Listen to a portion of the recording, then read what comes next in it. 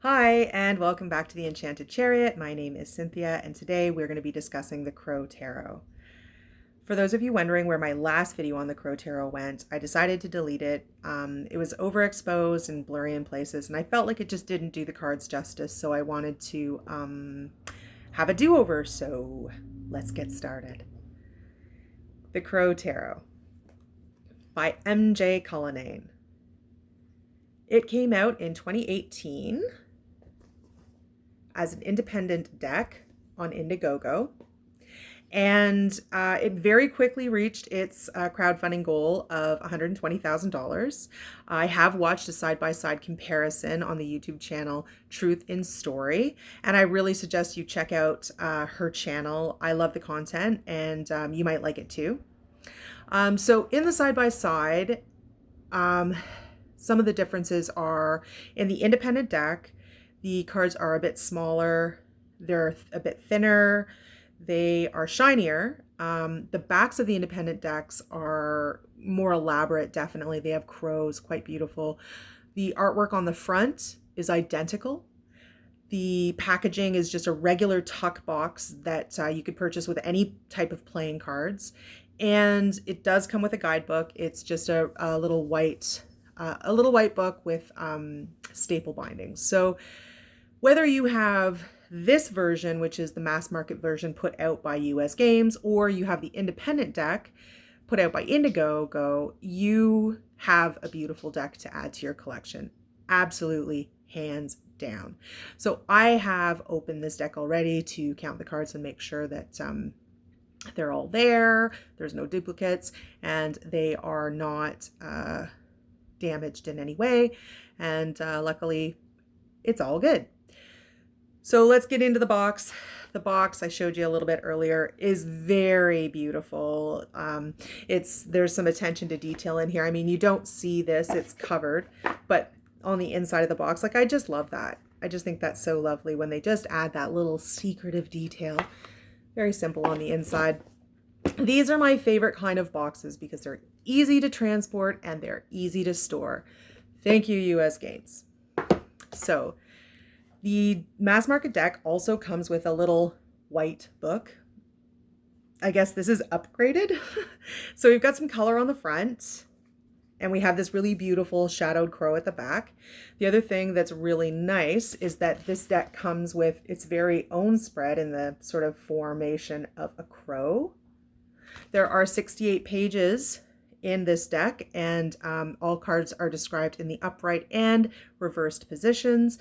There are keywords and also the elements associated with the individual cards and the suits. So I will be reading this guidebook from cover to cover because, as you know, I love to get into the mind of the creator and get their take on the deck they created. So definitely going to be reading this. The type of artwork that MJ chose for this deck is called collage. So it's a mix of painting, drawing, and images. I am going to show you a comparison collage deck. It's the Kim Krantz Wild Unknown Archetype deck. Now, I just want to clarify that I absolutely adore this deck. It has been in my working collection of decks from the moment I received it, and it probably is going to stay in there for the rest of my life. So, although I don't love every card, this card speaks to me. There's so much healing I have received from this card and from this deck. And so the reason that I'm showing you is just it's a different type of collage, and it's sometimes just a little bit more shocking, a bit more cut and paste, a bit more you don't get the smoothness of the final image. I'll show you. So, okay, so we're going to start with this one. So to me, I don't see a lot of flow. I do see a beautiful image, but it's just sort of like pretty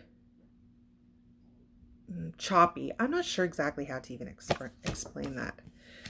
This card I absolutely think is absolutely cute and adorable, and oh man, it is so cut and paste, but just love it. And then this is an example of the collage that I do find flows, and that the final image sort of just becomes one, and it's yeah, I like this card a lot. So I'm going to discuss the Crow cards now. So the front card is the Cat Tarot, and I will be reviewing that at a later date. And the back card, that's the Crow Tarot. So you can see that the Crow Tarot is a bit wider and a bit taller. Now, I have big hands, so that doesn't affect me at all. However, for those of you who have small hands, leave a comment down below and let me know how the shuffling is going for you. The cardstock is nice and thick. This is not scientifically proven, but it's Cynthia science, that I believe that a thicker cardstock means that my deck's going to last longer. There's no proof, but that's what I tell myself. As you can see, it isn't as shiny as most decks. It is a little bit more matte. I prefer matte myself. The backs of the cards are really pretty. Sorry, you're getting a shine there. They're really pretty. They could be interpreted as feathers or leaves. I'm going to assume it's feathers because it is the Crow Tarot. I like these backs because they harken back to a time when tarot cards were made with very simple backs. And I think these backs are very flattering to the artwork as well. So I love the backs. So the fronts. So this card actually screamed West Coast vibes to me. When I used to live in East Van, these crows would fly over the sky every night between 6 and 7. And there would be so many that the sky would darken, and they would go off and roost in Burnaby. But I was getting these West Coast vibes. And then, upon my research, well, MJ is from the Seattle, so like I was right on the money when it came to the vibes I was getting from this deck. This is the card that inspired the 77 other cards. Look at that little hermit. Oh my God, so cute. So you will notice that these cards have borders, and I'm not too sure if my camera is able to pick up the parchment coloration of the borders. But when I first started my tarot journey, I wasn't a big border fan. I found a lot of the times that it was sometimes like an assault to the senses, just the stark differences between the border and the image in the middle. And as time's gone on, I think I've really softened on the border topic. And I find the borders in this deck complement the final images, which I just think is beautiful. Every single card tells a story completely on its own, and I just think that, that's super special.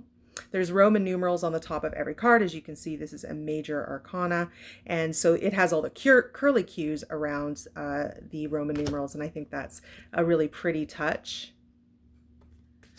Each card has 50 to 100 layers of photography, drawing, and painting to create the final image. A little more comfortable here to get the final image. So a lot of thought has gone into this deck, let me tell you. I also really like the fact that MJ has been able to capture movement in her art. Like, you can see the water like moving. You can see the air moving, and you can actually even envision the crows like flying in the sky. The colors are phenomenal. Which actually gets me into, would I recommend this deck to a beginner tarot reader? Absolutely. The imagery, symbolism, and colors are phenomenal. The story in each card, there's just so much to pull from.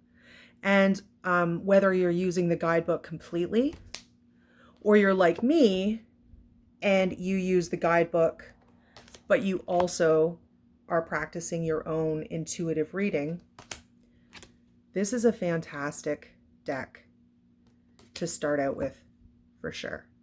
I also would recommend this to seasoned readers, even professional readers. Lately, for myself, I've been finding that plant medicine and animal medicine tarot decks and oracle decks have been speaking to me. I've just been resonating with the plant and animal messages so much more than my decks with human beings in it. I'm really not sure why. I don't know if it's because I've had enough of human beings. I don't really know. I just know that the messages that are being shown to me through the plants and the animals are gentler and still honest and direct, but in a way that just I can absorb the information easier. I'm not sure.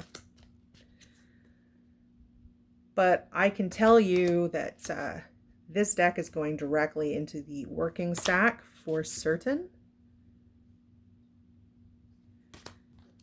I mean, MJ even captures the personality. Like, I can see the playfulness, I can see the intelligence and the darkness, the moodiness, you know, of the crow. And you can tell that MJ really connects with the crow. And I love crows and I love ravens, and I think that they are amazing creatures. So I'm really glad to have and feel very privileged to have this deck in my collection. And the more I look at it, the more I shuffle it and learn from it, the more I am just loving it. I'm really hoping that you're enjoying my content, and if you are, please subscribe to my channel and give me a thumbs up, and hit that notification button so you're going to be the first person to get the message when I have new content out. So thanks so much for joining me today, and have a magical week. Take care.